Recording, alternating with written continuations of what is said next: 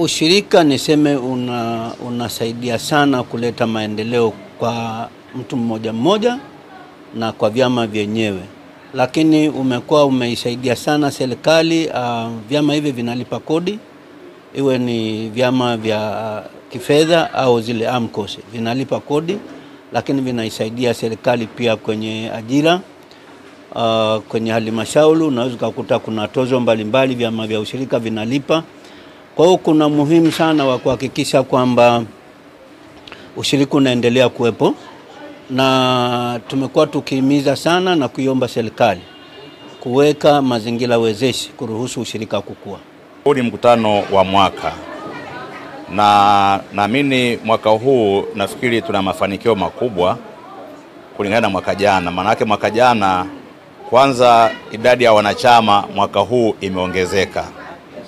Maana yake mwaka jana tulikuwa na wanachama 200, takriban 232, lakini leo tunaongea na wewe mwandishi tuna wanachama karibia 269. Tunayo changamoto moja kwamba watu hawajaweza kuamini kwenye ushirika. Sisi ambao tumeingia kwenye ushirika tunaamini hakuna maendeleo ya kweli kama hamjashirikiana.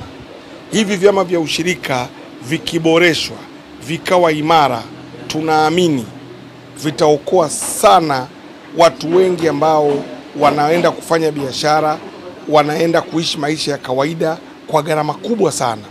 Vyama vya ushirika mmiliki wake namba moja ni mwanachama mwenyewe. Kwa hiyo yote yanayowekwa kama malengo, kama masharti, kama vitu vya kuweza kupeleka hivi vyama mbele, vinamgusa kwa 100% mwanachama mwenyewe. Unavyoweka ndivyo ambavyo unaweza kukifanya chama chako kikawa kikubwa na kikaweza kuwa na riba ndogo na mkaweza kupata huduma za kifedha kwa gharama ya chini sana. Ninachowaambia wakina mama ni kwamba waje wawekeze kwenye SACCOS kwa sababu kuna usalama wa fedha zao. Mtu anapokuwa ameweka fedha kwenye SACCOS, kwanza yeye hatumii nguvu nyingi, anakuwa amekaa tu huko nyumbani, SACCOS inaendelea kujiendesha, maana SACCOS ni taasisi. Hauhitaji kusimamia kuangalia kimeendaje, wewe umeweka fedha zako, lakini kuna wale wanaosimamia kuhakikisha mzunguko unaendelea, na mwisho wa siku wewe ambaye umewekeza fedha utapata fedha yako inakuwa iko salama, na utapata na faida itakapokuwa ile SACCOS imeendeshwa kwa faida, na kuna usalama wa fedha zako.